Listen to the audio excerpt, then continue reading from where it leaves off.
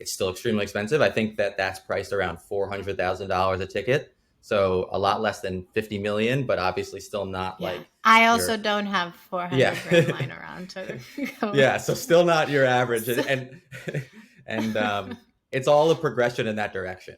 And so okay. to sort So of, when yeah. will I be able, maybe like, I don't know, like will we ever get to a point where you can pay the price of a plane ticket to go into space, Ian? Mm, yeah. That I could give you a number and it would be like a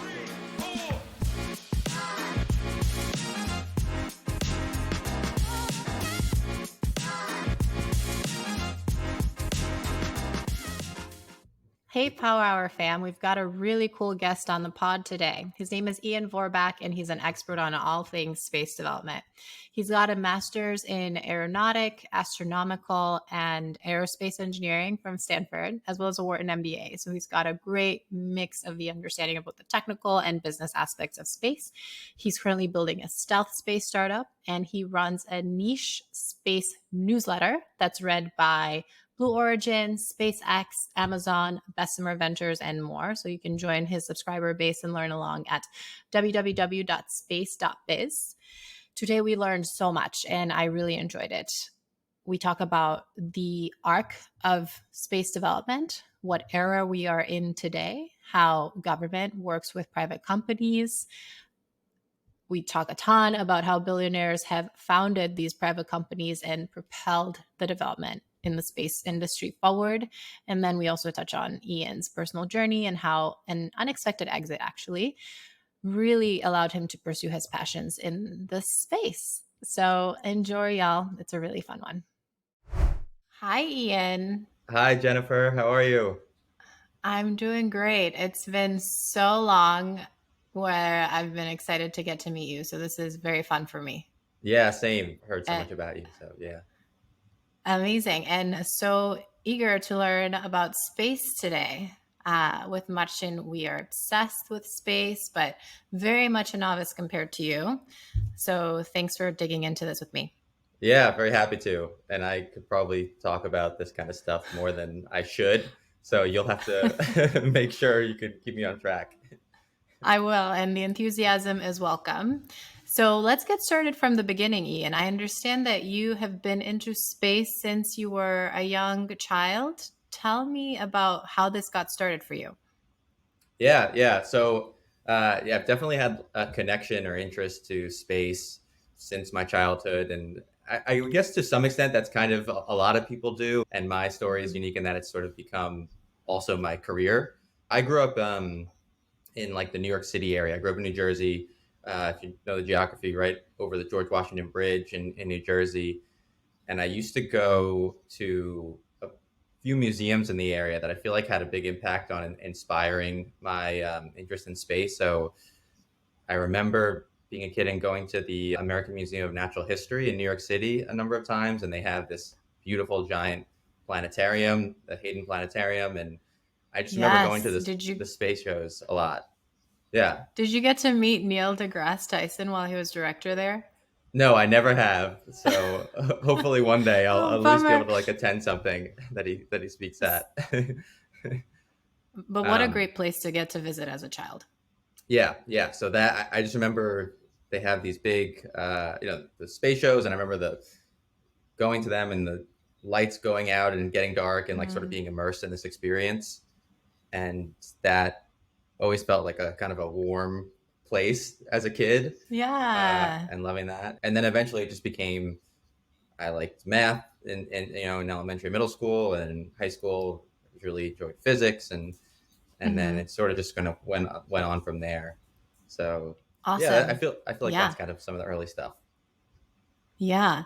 I feel like there's so many paths one can take in exploring their interest in space. You could become an astronaut, you could go work at NASA or SpaceX or do research or work in the tech scene or like space investments, etc.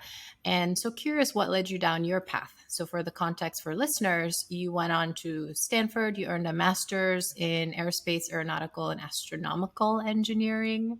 Yeah. Today, you run a space newsletter, which I know is excellent. And you also do angel investments in space. So tell us a little bit about what led you down this particular path. Yeah, yeah. So I would say the first sort of dip into trying to work on aerospace projects was at college. I mentioned I was really enjoyed physics in high school. I went to Mm-hmm. college at Yale and I continued physics as my major there.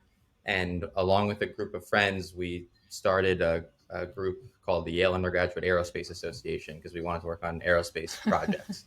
So we started with doing weather balloons that would take pictures of the high upper atmosphere, sort of low edges of space, pretty far from actual space, but like the pictures look like you're kind of up there.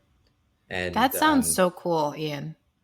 yeah, it was awesome. It was really like the closest thing we could get to try to exploring that, and none of us really understood. I think at the time, I certainly didn't like what that might mean as a career. It was just to work on something cool, and um, now I understand this group that we started when I was in college at around like I think it was 2010 is now like the biggest engineering student group on campus because really nothing to do with Wow. what I did or what we did, but just I think it shows how much like space has sort of become exciting to in the last 10 years to students who now want to find a way to work in this industry and to like get hands-on experience in college so they can do that. So now they do like rockets and all these other things that we never imagined doing. It's become this much larger thing. um, yeah, and so to that extent I really didn't know what a career doing that meant, and I actually kind of fumbled around in college trying to figure out what I did want to do.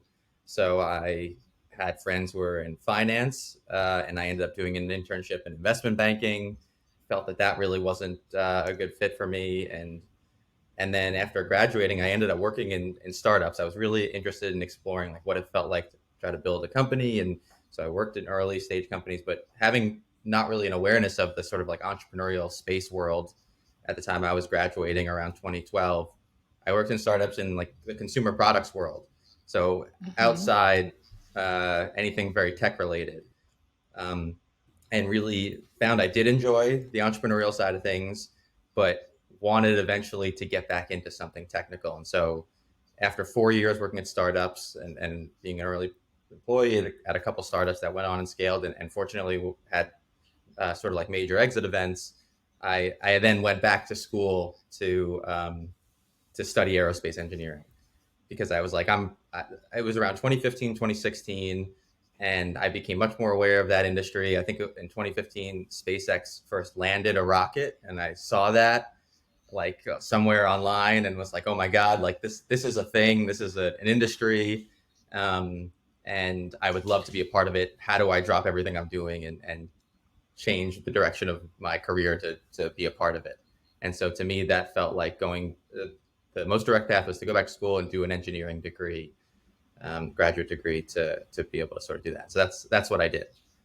Yeah, and so now I sort of try to combine as much as possible my experience with startups that I've had outside the space industry. Now I have some experience with startups inside the space industry, and and yeah, try to put that all together with the technical background I have as well. And so I write a newsletter. I do a little bit of angel investing, and I'm actually working on co-founding a space startup as well, which is still a little bit in stealth mode, but hopefully in the future we'll be able to talk more about it.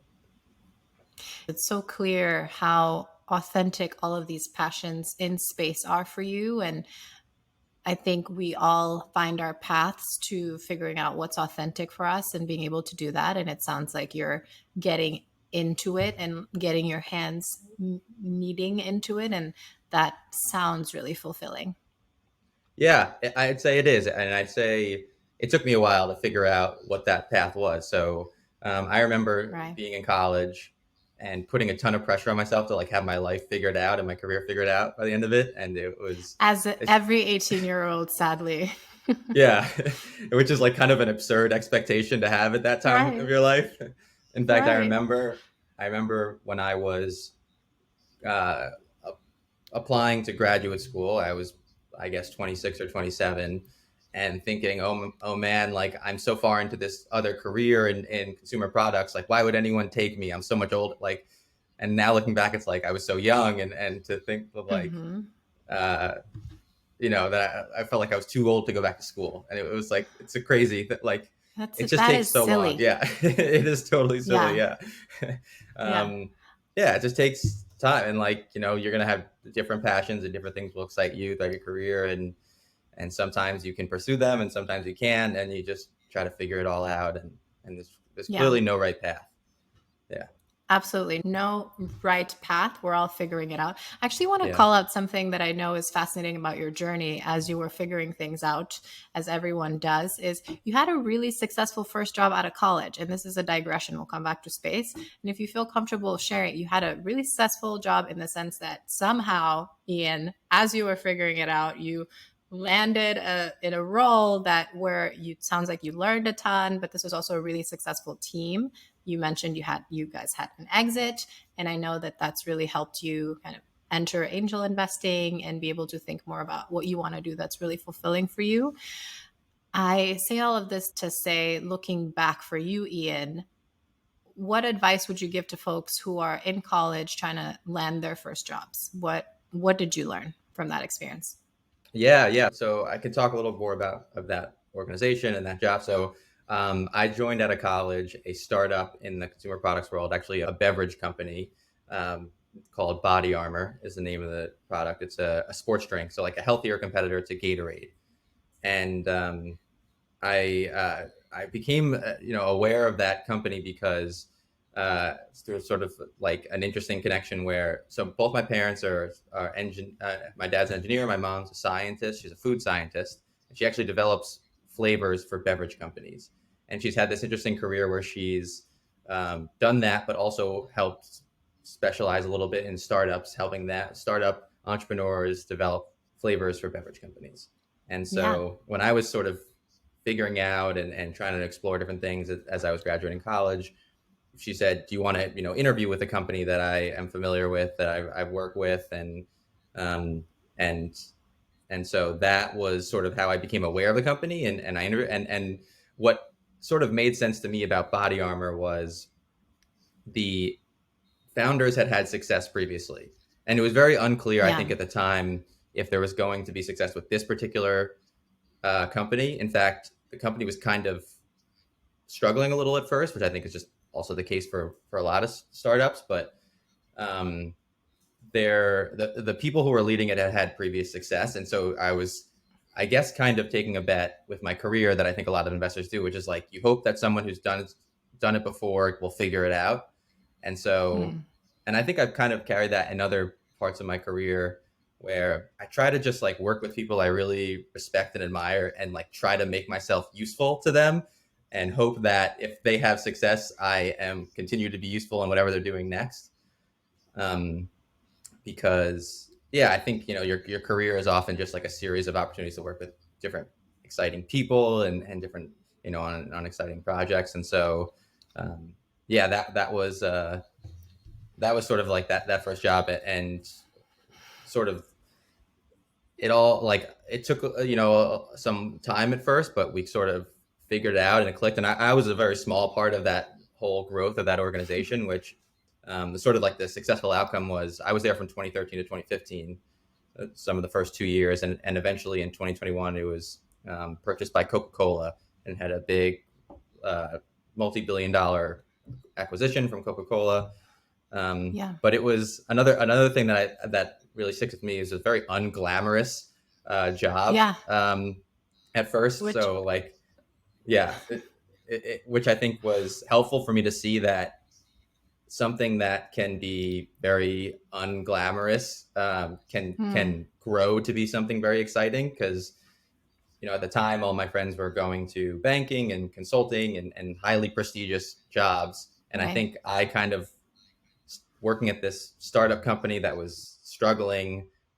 It was a tough. It looked out of place, and I think a lot of people were very confused by why I was doing it.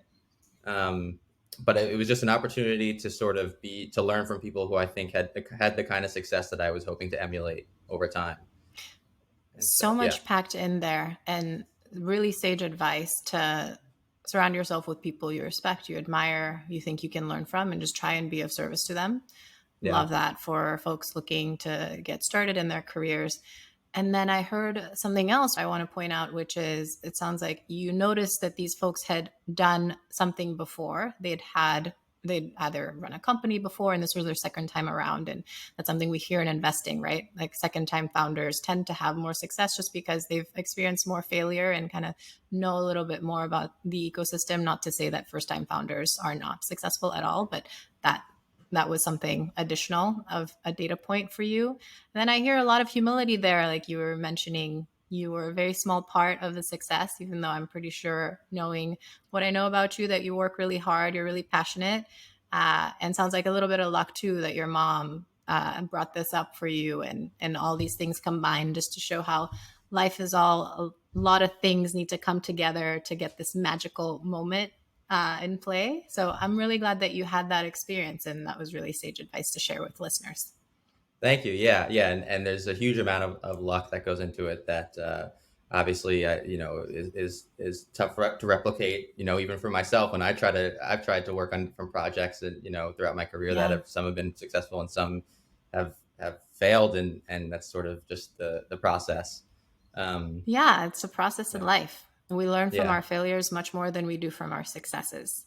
Yeah. Take that one step further. Also, I'll Hmm. just say one thing that I think was really good for that experience was it was very much outside my comfort zone because I had graduated with a physics degree and sort of thought that like my contribution would be like coming up, working on really intellectual problems and in that manner. And that job, um, they were really to the credit of the people who I work for who they pushed me to do sales and like in the Yeah. field in marketing very early on, and it was something that was very painful for me. And I think that's also become to be a lesson for everything I do is like if just being willing to do the kind of painful things that are like growth oriented uh, Hmm. is I don't know. There's just a lot of opportunity to do that because there's a tendency, I think, for people to continue to focus on where their strengths are always. Right. And True. There's yeah, growth outside of our comfort zones, not within. yeah. And I was very bad at it too when I started, like for a long time. So it's okay to be like the only way to get good at something is to be bad at it for a very long time. So Yeah. yeah, Yeah. Okay, let's bring it back to space, Ian. And again, novice here. I think there's this romantic view of space exploration, which is we may be able to visit different planets, etc.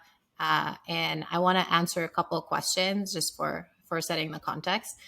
What's your sense of when regular folks would be able to go to space? yeah. It's a great question, and it kind of depends on your definition of regular. Because if you Like were me, like Jennifer, I'm not an astronaut. okay, I don't yeah. invest in space companies. Well, even to say you're not an astronaut, there are now, I would say, I think there's been, um, so if you're talking about space where you're like going into orbital space, where you're not like a suborbital mission that goes up and down after a couple minutes, which is going to space, but it's a different type of experience. Like there has been a purchased private mission through SpaceX that took place earlier this year that went to the International Space Station. Actually, there's been two private, like multi-day missions to space. The people who purchased them are not professional astronauts. They are, they probably spent somewhere around $40 to $50 million to do it. So it's definitely not an average person by pay scale, but they are not. Uh, they did not go I through the definitely don't astronaut corps. have I don't have $40 to $50 million lying around, Ian, to Yeah, go to space right now. yeah, So yeah. Neither do I. And so, in terms of like average person, it's definitely not average person on a pay scale. But right now, you do not need to be selected by like the U.S. government to, as you would have in the '60s, '70s, '80s. And so now it's like very high net worth individuals who are able to do it. Um, and then if you look at some let of me like, yeah, can I pause you there? So yeah, understanding about a few high net worth individuals have already gone to orbit to International Space Station via yes, SpaceX. And yeah. then I So wasn't there one with Virgin too where they just like entered and then came back down. exactly, yeah, and so Okay. like that experience, that's sort of what's called like suborbital space tourism, where you go up and you're not going into orbit, where you're sort of like perpetually orbiting the Earth. You kind of go on this suborbital trajectory that goes up and comes back down. That actually is, a much more like, it's still extremely expensive. I think that's priced around $400,000 a ticket, so a lot less than 50 million, but obviously still not Yeah. like I also your don't have yeah 400 grand lying around to go. yeah. So still not your average, So- and it's all a progression in that direction, and so okay. to sort So of when yeah. will I be able, maybe like, I don't know, like will we ever get to a point where you can pay the price of a plane ticket to go into space, Ian? Mm. Yeah, that I could give you a number and it would be like a total guess, but I think that future Okay. exists, and I'm whether here it for would it. Tell be me. yeah, whether it'd be like 30 to like 60 years from now, I think that could. So that's definitely Oh within our man, that's lifetimes. far. Yeah, yeah. Well, I think the oldest person, I think like William Shatner went on one of those trips a few months ago, and he was 90. So hopefully we'll still be in. Well, hopefully we'll all be living to like 200 by then. Yeah. But We would have figured out how to optimize our health to the extent where we'll be 200 and healthy and happy and loving it. yeah, yeah, and maybe way overestimating the amount of time, and people say like you overestimate what technology is going to do in the next year, but underestimate what it'll do in 10 years. So maybe in 10 years Yeah. that'll be possible. Yeah. Um, So, but yeah, help me think about it. We're talking about economies of scale here. How do we really significantly lower the cost of space travel for folks like me? yeah, What would go into it to bring that price down? yeah, yeah. Great question. So we're, like with regards to this question, the real focus is like the what's called the launch part of the space industry. So how do you get things from surface of the Earth up into space? And so that's really all about rockets, and the traditional form of like using rockets to get into space has been you launch something up and the whole rocket kind of gets discarded. It just sort of like falls Right. after you put the payload into space, it falls into the ocean. And Mm-hmm. we are gradually moving towards much higher reusability in the launch vehicle world. So the first ones to do that was SpaceX with landing the first stage of the rocket, and so they reuse that. And you're talking about a system that was like never built to be like reusable, such that it was a sort of low touch reusability. Like every launch vehicle, every SpaceX first stage rocket that gets reused probably goes back to the factory and gets inspected, and there's a certain amount of disassembly and reassembly. It's not like a plane where it lands, you onboard it, you clean it in an Right. hour, and then Okay. but that has already started with the first stage. But the second stage of the rocket still lands in the ocean and gets lost. And so that next step is probably full reusability, which is what SpaceX is working on for their next generation rocket that's called Starship. If anyone's ever seen those like videos of the tests that take place Yeah. in Texas and stuff like that. And so that's the hope for that is full reusability, and that's another major step where you're not throwing anything out on every launch, and you start to approach the Mm-hmm. cost is just like the fuel cost. And so that's definitely what at least what would be required to get to. So that sounds like we would Yeah, then be able to use rockets like we do planes today. yeah, Okay. exactly. And then you're approaching like the fuel cost is the dominant cost, and there's going to be need to be a lot of scale to get there. There's also going Mm-hmm. to need to be years of competition, because once SpaceX does this, they're going to be the only player that's doing full reusability, and Mm-hmm. whenever they are able to succeed in this. And so you're going to need sort of like this all to become a much more mature industry where people are optimizing, how do you measure the failures of like, in a airplane engine, there's like very well understood data around like when is an engine crack, how many thousands of uses does it become, and you're Right. going to have to see that sort of maturity take place in the space industry probably. But I guess if we're approaching the first rocket to have full reusability with Starship, hopefully in the near term. Hmm. So it's at least what it looks like is sort of the vision is there. What that looks like as you enter maturity, and like a you know that'll be a whole other thing for the space industry to figure out, which is really exciting. Yeah. Yeah. That I'm excited. I can't wait to go get more updates on this. Help me understand the difference between SpaceX, Blue Origin, Virgin. Where does Blue Origin stand and how is it different from the other two? Yeah. So Blue Origin, for those aren't familiar, it's a a space company that's entirely funded by Jeff Bezos, the founder of Amazon. It's unknown exactly what he spends on Blue Origin, but like the guesstimate that people use is somewhere around he puts about $1 billion into the company a year, which just from that makes it like the most well funded private space company, next to SpaceX. I don't know Yeah.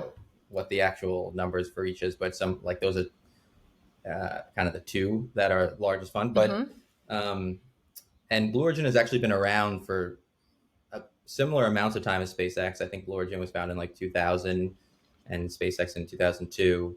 But for Blue Origin's like first 7 or 8 years, my understanding is it was much more of like a think tank type project, and didn't really have the ambitions at first to be like a launch vehicle company, and then what they're looking at now is like space stations and private space stations.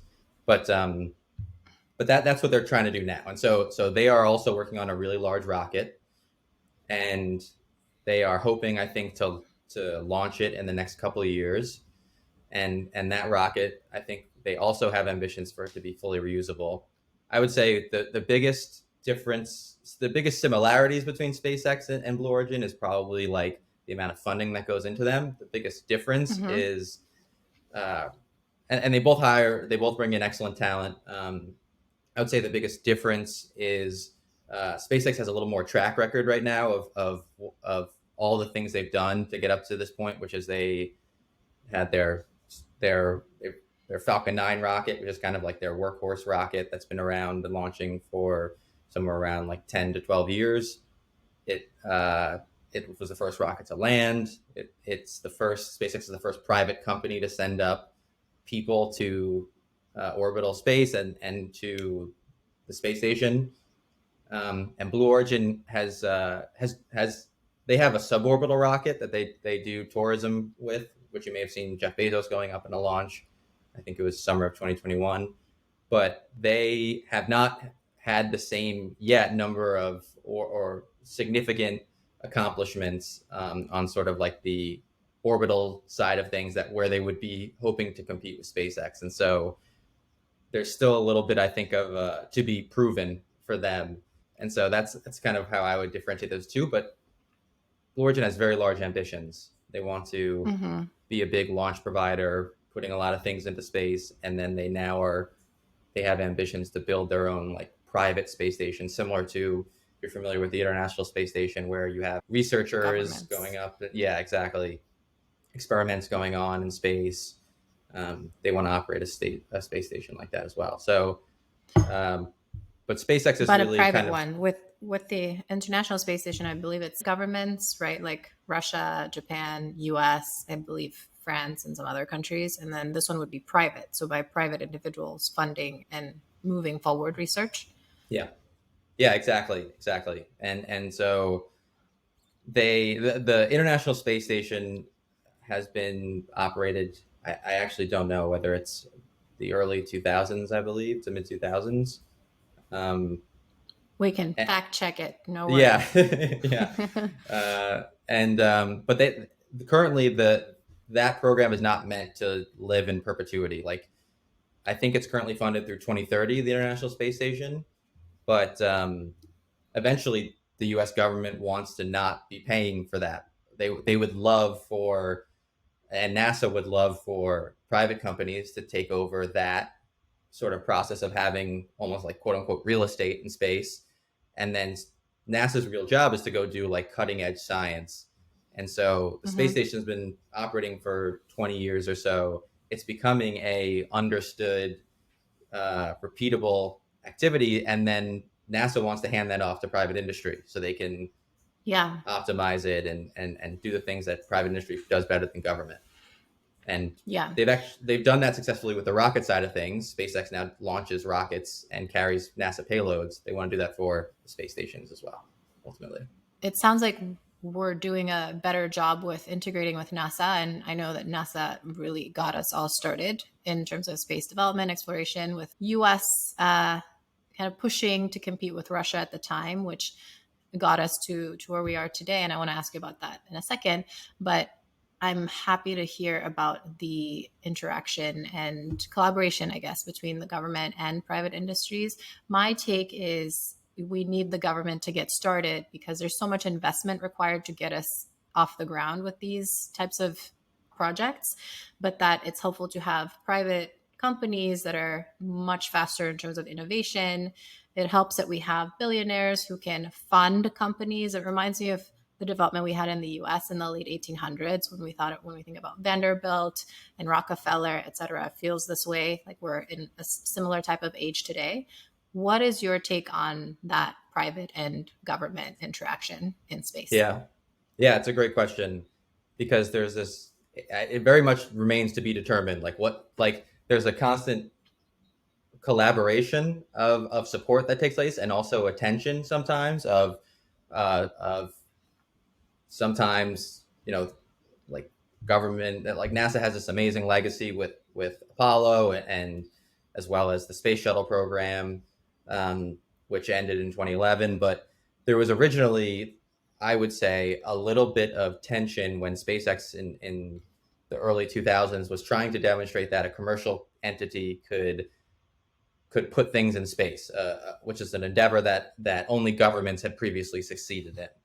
And there was a portion of people within NASA who were interested in facilitating that capability for private industry and supporting SpaceX. And there was certainly a faction that thought that this is the kind of thing that governments did and are the only ones that can do it, and no one could ever do what like no one could match the sort of like capabilities Right. that NASA and that legacy had done. And SpaceX, I think, fought an uphill battle to prove that. And at this point, there's really no question that where they that they have been able to do that.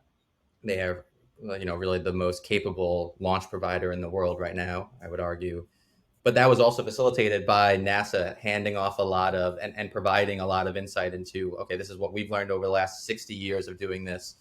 And there's a collaboration there. And that's sort of like at its best, it's a beautiful collaboration. At its worst, it's like a competition of sort of like almost, in some cases, probably ego driven of like, people want to uh, continue to be the ones who, yeah, there's a tension there. Yeah, makes And sense. so, yeah, And I yeah. know we had a lot of that tensions to get to where we are today. I remember when SpaceX needed to really try and get NASA as a partner, and I remember that being a bit difficult. I'm just seeing that much didn't looked up for us. So the ISS was started around 1998, and there are Mhm. 15 countries. So it's Japan, Russia, European Space Agency, Canada, and maybe there are a couple more contributors, but just so that we're accurate in what we're Yeah, sharing with listeners. yeah. Thank you. Ian, maybe you could share with us what era of space development do you feel like we are in today? So you mentioned the Apollo program. We talked about NASA leading previously. And where are we today and how did we get here? Yeah, yeah. So people would describe the current era of the space period as like kind of the what people call quote unquote like the new space period, or often like the Ooh. commercial space era. Which you would have the Apollo program in the 60s, and I think the last Apollo mission was in 1971 or 72. And then Mm-hmm. you sort of entered the shuttle era, which I think was late 70s, and really most intense in the 80s and 90s, and ended in 2011 was the last shuttle launch. And in 2002, I would say like SpaceX entering this landscape was probably what people would describe as like the entry of the new space era, which is where there was a sort of like a viable commercial ecosystem of companies. And there were definitely attempts to do private space companies in the 90s, but no one really had success, uh, like long-standing success, until SpaceX, founded in And 2002. why And is even, that? yeah, it's a great question. It's hard to define which factors. I mean, I think you could put a lot on the timing of it, where in 2008, SpaceX got its first major contract, which was a NASA contract. And so there was a willingness from NASA, provide support for that. I think you would have to say that, like, Elon Musk is an entrepreneur who has had success in this area where no one else has before. And so the culture that exists within SpaceX is Mm-hmm. probably unique to any other organization. Um, and True. so, to pick apart that would probably be you need someone who is much more of an expert in like the culture of an entrepreneurial organization than I Yeah. am. But yeah, all those go into it. There's something very unique and special about SpaceX as an organization, and To also the what timing. extent would you say the amount of funding as well? Because I imagine you need a ton of funding to get this sort of endeavor off the ground. First of all, you need to really lean into failure. Like Yeah, you need to fail so many times and learn from that to keep moving forward. It's literally rocket science. And to what extent do you feel like that also came into play? yeah, that was hugely important. I mean, uh, like Elon Musk famously put $100 million into SpaceX when it started, which gave them the opportunity to take a number of sort of like big shots at and to think more long term than if you had to raise capital along the way in smaller pieces. And so Yeah. they, like, the other famous story of like the early SpaceX process is they had three rocket failures before their fourth attempt was a success. And this, as the story goes, like they didn't have money for a fifth after the fourth, and so it was kind of like the last opportunity.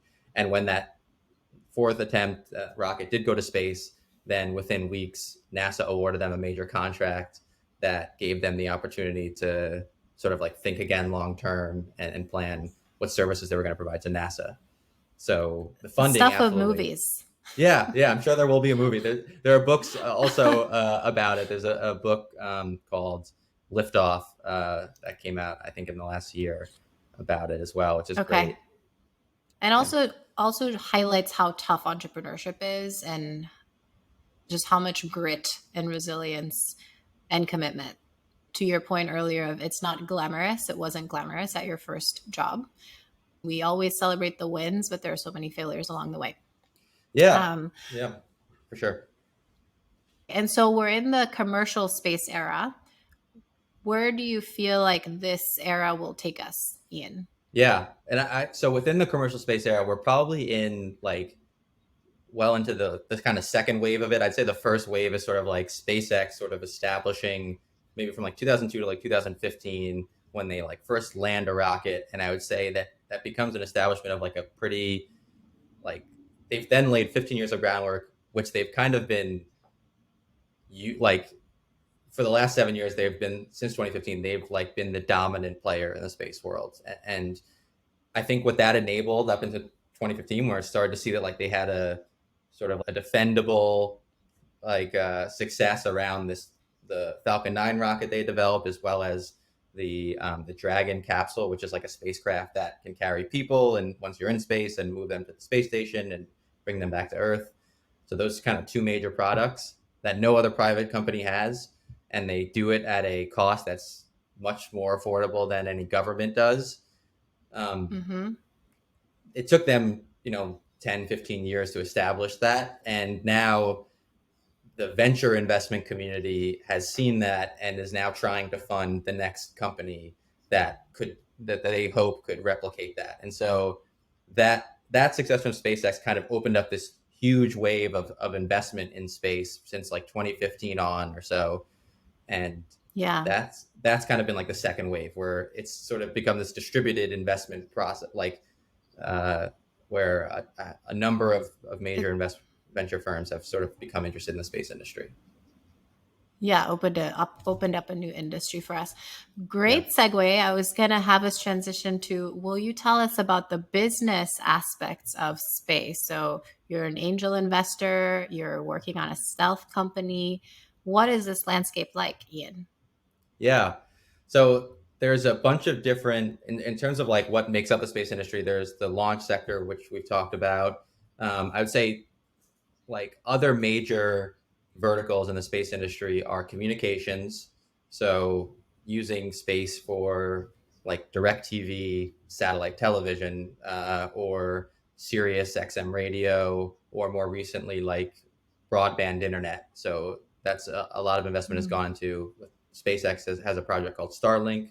Amazon has a broadband internet project called Project Kuiper, and then there's another company called OneWeb that have all sort of invested in that. So that like that's another vertical, and a sort of application for space. So can you improve communications on space by using access? I'm sorry, on Earth using access to space, and then yeah, and then another. It's space too. So yeah, yeah, exactly. And then another is like Earth observation. So can you put sensors in space and take pictures of the Earth? And so that would be companies like Mm, Planet Lab, is one that's sort of famous for that, and those have been yeah. sort of the traditional ways to make money in space. Got it. So it's super clear to me the implications or the applications of communications like Starlink. I'm half Ukrainian. I remember Elon allowing Starlink and internet access in Yeah, Ukraine. I know how valuable this would be in developing parts of the world where internet access is not as stable, etc.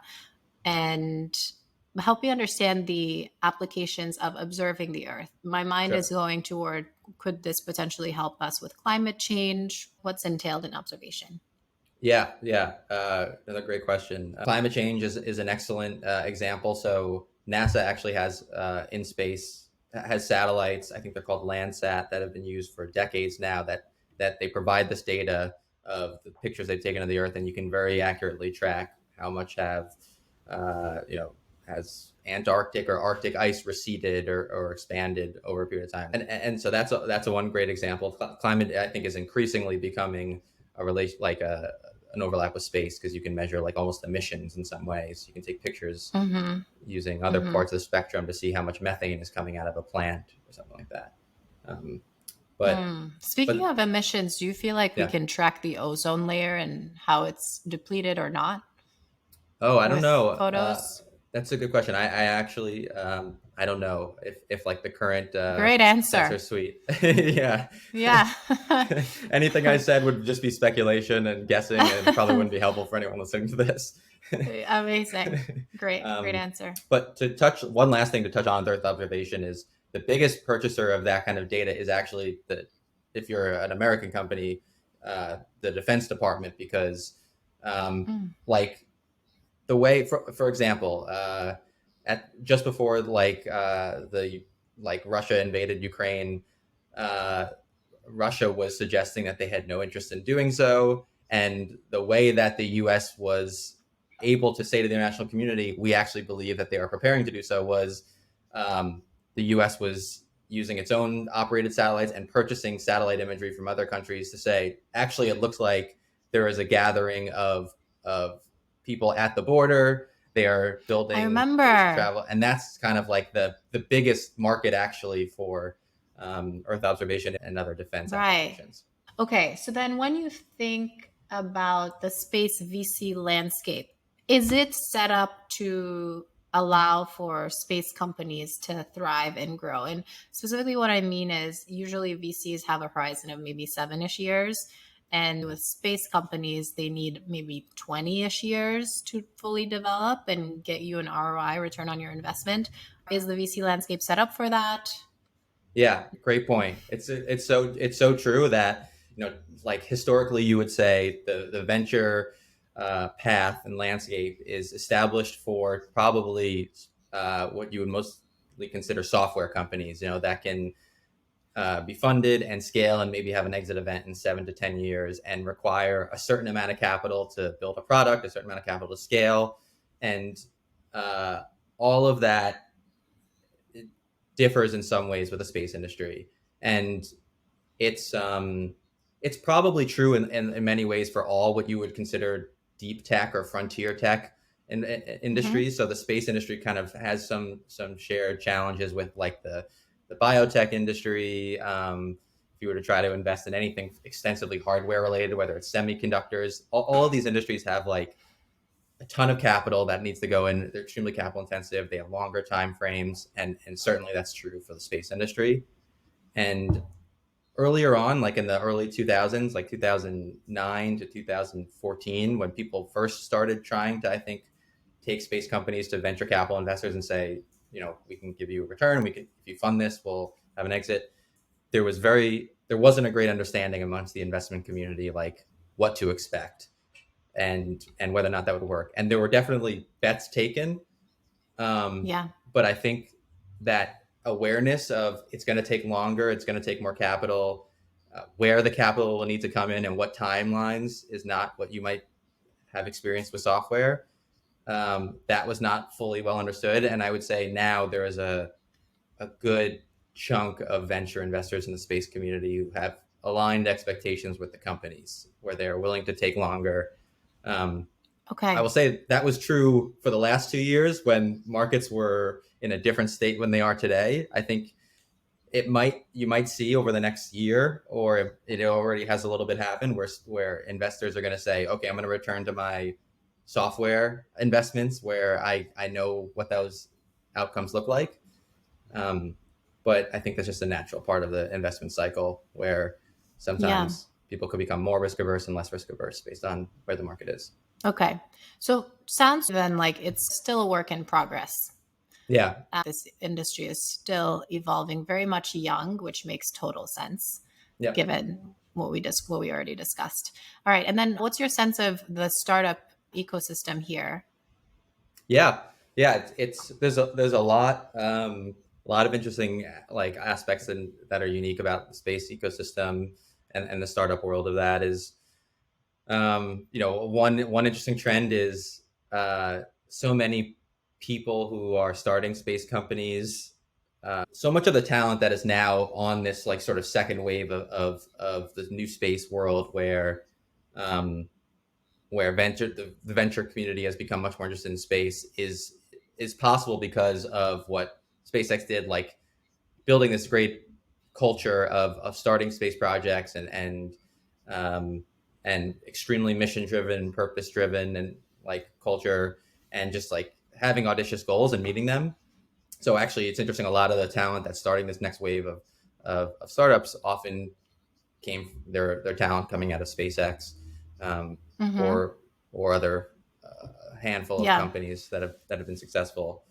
Um, yeah, like there's an increasingly ambitious set of projects that are being worked on by small space startups where I mentioned communication and Earth observation and launch, and Observation. those are still being improved upon. But now there's an increasing focus towards can you operate in what's called cislunar space? So creating like a commercial Hmm. ecosystem between the Earth and the Moon, and what does that look like? Can you extract What does resources? that look like? Yeah, Commercial. a lot of that's to be figured out. Like what it. So I would say the most obvious application is there is ice on the Moon, and Uh-huh. that's H2O. And so if you can separate that, you have oxygen, which is breathable Mm-hmm. if you were to put a habitat on the Moon, and also hydrogen, which is a major fuel source um, for which can become a propellant for rockets and launch vehicles. So just the extraction of lunar ice to provide a way to sustain life and establish Life on the a habit. moon? Yeah, that's kind of the I would say the push over the next 8 years is and that's NASA's current focus when it comes to um, crewed space travel, putting people in Mm-hmm. space is Mm-hmm. going back to the Moon to stay this time. So that's permanent Okay. habitat, as opposed to in the Apollo period where you go for 3 or 4 days and then everyone comes back. Can anyone stay there? Can we build a permanent habitat? Yeah. And permanent meaning just anything more than what, 6 months, or really permanent, like forever for I guess your lifespan? it would be not permanent for a particular individual, but it's always crewed. So just like the International Space Station, Mm-hmm. you have crews that rotate in and out for 6 months, but it's never not having people there. So that's the hope that you would do on the Fascinating. Moon. Yeah. So exciting for me to keep track of. The things that feel very fascinating to me here are the continual development of Starship and reusable rockets. I really love the competition aspect, actually, of having these startups like Blue Origin, SpaceX kind of chase each other. I think push forward innovation for the industry and how that's propelled this new wave of startups in the space. And hopefully that'll keep us improving. And then what you just described, potentially inhabiting the moon. How very Yeah. cool. What are you excited about, Ian, as you look at the space industry? What are you looking Yeah. forward to? I am just constantly thinking about, I think you need, um, like, if you want to build a like enduring commercial ecosystem, you need to figure out ways to make money doing a lot of these projects, and a handful of companies have. And I think it's just interesting to think what is the where are the businesses that can be built with a like long-standing competitive advantage uh, throughout all these industries and these verticals within the space industry. And I think that that's such a fascinating thing to like, try to find this like overlap between really groundbreaking technology and how do you build a business where you can bring in Yeah. talent and keep bringing in incredible talent to solve more and more problems in a profitable way. I think it's just like such a weird, unique thing to try to figure out. And so I'm always excited when I'm talking with people who are just like essentially dedicating their lives Hmm. to how to create an enduring like ecosystem in the space industry. And culture. Yeah. Yeah. So yeah. Well, sounds like you're on that journey yourself. And this has been so informative for me. I've learned so much, and I'm so excited for you to continue on this journey. I want to get you back when your company is out of stealth so we can talk all about it, Ian. And thanks for giving us this background. This was wonderful. Yeah. Thank you so much. I appreciate the chat. Thank you for listening. Don't forget to subscribe. And if you like what you hear, leave a review and share.